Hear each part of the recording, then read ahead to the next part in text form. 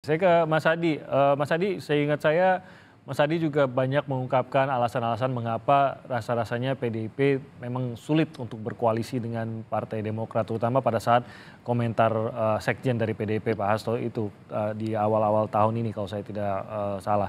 Nah, melihat rencana pertemuan antara Puan dan AHY, eh, mengetahui sejarah antara kedua partai, tadi beberapa kali disebut 20 tahun hubungan PDIP dengan Partai Demokrat seperti sudah menjadi pengetahuan umum bahwa hubungannya memang kurang baik antara kedua partai ini. Anda pun sempat mengungkapkan alasan-alasan mengapa hubungan keduanya itu memang sulit untuk bisa ketemu begitu dua partai ini.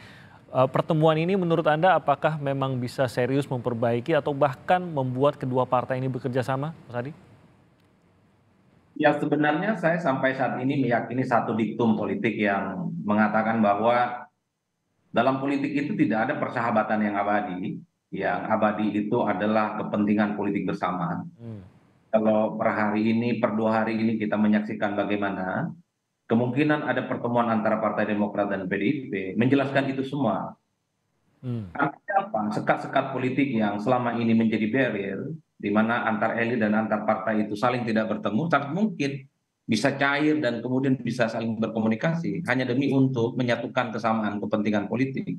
Hmm. Kalau kita agak sedikit merunut misalnya, hal ihwal yang kemudian membuat elit-elit PDIP dan Partai Demokrat ini bertemu, tentu triggernya itu tidak terlepas ketika nama AHY kemudian muncul sebagai sosok yang dinilai punya potensi untuk bisa berpasangan dengan Ganjar Pranowo. Tentu di samping nama-nama yang lainnya, ini kan yang sebenarnya membuat kenapa kedua partai dalam waktu dekat akan melakukan pertemuan politik. Hmm.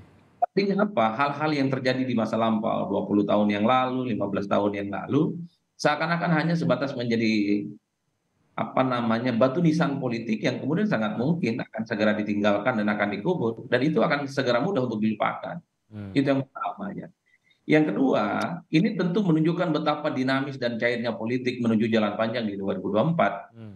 Jadi konfigurasi politik saat ini yang sudah mulai muncul. Sebut saja misalnya ada porosnya Ganjar, ada porosnya Prabowo Subianto, ada porosnya Anies Baswedan. Kita tidak pernah tahu apakah ketiga-tiganya ini akan saling head to head ataukah hanya akan muncul beberapa kandidat yang di dalamnya akan mungkin satu sama yang lain saling berkoalisi, termasuk partai-partai politik di dalamnya. Sebelum dengan Partai Demokrat misalnya, PDIP kan juga bertemu dengan Muhaimin Iskandar. Ya. Ini yang saya kira menegaskan bahwa orkestrasi politik yang muncul saat ini tidak bisa dilihat sebatas hitam dan putih. Yang menentukan koalisi politik di kita itu adalah the end of the day-nya kira-kira siapa yang memutuskan dan bisa memastikan memajukan bersama kerjasama partai politik untuk mengusung pasangan calon presiden dan pasangan calon wakil presiden. Hmm. Itu pas di bulan Oktober. Jadi bagi saya, sebelum ada keputusan resmi dari KPU soal siapa yang secara definitif bisa ikut tanding dalam Pilpres, selama itu juga kemungkinan-kemungkinan itu akan terjadi. Hmm. Saya tuh masih membayangkan ketika Pak Hasto beberapa waktu yang lalu selalu mengatakan seakan-akan mengharamkan hukumnya untuk bekerja sama politik dengan Demokrat dan PKS. Hmm. Tapi per hari ini kita bisa melihat bagaimana komunikasi itu bisa terbangun. Itu menunjukkan apapun bisa terjadi di kemudian hari. Siapa yang kemudian bisa menyangka Demokrat akan bertemu dengan PDIP setelah konfrontasi politik selama 20 tahun. Dan kita juga tidak pernah tahu, jangan-jangan PDIP dengan Nasdem juga akan dijadwalkan untuk bertemu, bicara dari hati ke hati. Hmm. Karena dengan Nasdem ini punya sejarah politik bersama, kerjasama politik sejak 2014 yang lalu ketika sama-sama memenangkan si Jokowi sebagai calon presiden.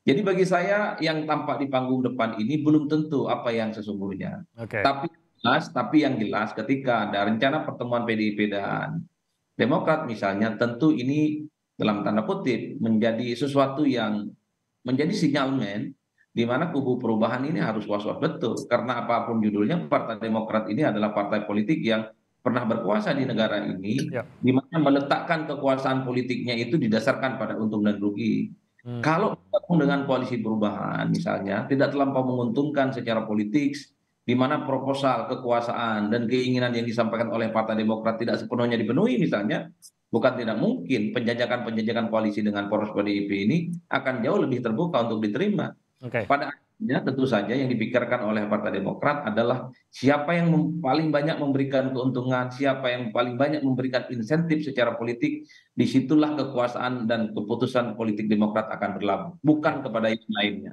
Nah, Mas Adi, bagaimana Anda membaca timingnya? Tadi juga sempat disebutkan terkait dengan mengapa sekarang begitu. Sebenarnya kalau membuka komunikasi bisa saja dari dulu begitu, tapi mengapa sekarang? Apakah memang ada sesuatu yang sensitif di saat sekarang ini?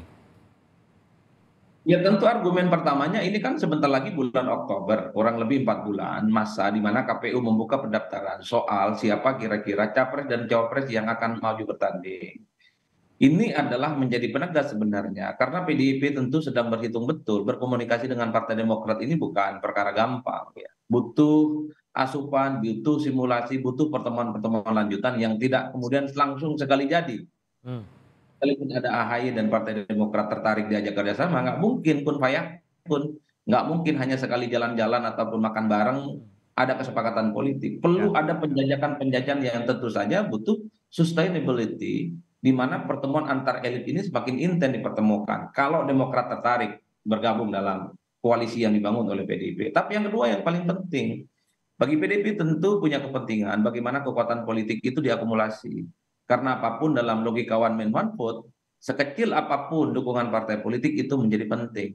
Jadi tidak mengherankan kalau PDIP saat ini begitu banyak misalnya didukung oleh partai-partai politik non parlemen. Di situ ada Perindo, mungkin nanti ada partai politik yang lain yang apa namanya non parlemen yang juga tertarik bergabung dan disambut cukup meriah. Karena nggak mungkin ada angka 100 tanpa ada angka satu, Mas. Apalagi Partai Demokrat yang saya kira memang memiliki mesin partai dan elektabilitas yang cukup signifikan di hasil pileg 2019 yang lalu. Ini yang saya sebut sebagai akumulasi politik bagaimana PDIP ingin memastikan bahwa Ganjar Pranowo itu mendapatkan dukungan secara maksimal dan secara total. Tapi yang ketiga menurut saya, ini sepertinya menjadi momentum bagi PDIP untuk melakukan transformasi politik, di mana barrier yang selama ini dibuat dengan Demokrat ini secara perlahan mulai dihilangkan. Ini tentu kabar yang baik, karena pada prinsipnya politik di Indonesia itu adalah politik bertemanan, bukan politik seperti di negara-negara yang memang menjelaskan kutub kanan dan kutub kiri, atau kutub minyak dan kutub air. Hmm, Di Indonesia hari ini teman, besok pun bisa jadi lawan. hmm. Hari ini lawan, besok pun bisa jadi kawan. Ini yang disebut dengan politik kebersamaan di Indonesia. Siapa yang bisa membayangkan Nasdem yang 10 tahun bersama dengan Jokowi, bersama dengan PDIP, misalnya di 2024 potensial saling berhadap-hadapan. Oke. Siapa yang bisa membayangkan Ya. Demokrat sepanjang 19 tahun berhadapan-hadapan dengan PDIP, kemudian di 2024 sangat mungkin bisa bekerja sama. Ini yang saya sebut sebagai transformasi politik yang sedang ditunjukkan oleh PDIP, di mana politik kita itu bukan soal minhum dan minna, bukan soal we and the other, tapi yang paling penting adalah menyamakan persepsi soal kepentingan-kepentingan politik Baik. yang bisa ajak kerjasama.